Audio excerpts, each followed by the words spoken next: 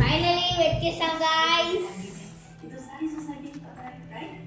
Project అయితే చేసుకుందాం guys. ఈరోజు మనం ప్రాజెక్ట్ చేయబోతున్నాం. ఆల్రెడీ ఆఫ్ చేసేసాను చూడండి, మీకు కనిపిస్తుంది భాషా భాగాలు. నేను తీసుకున్న టాపిక్ వచ్చేసి భాషా భాగాలు.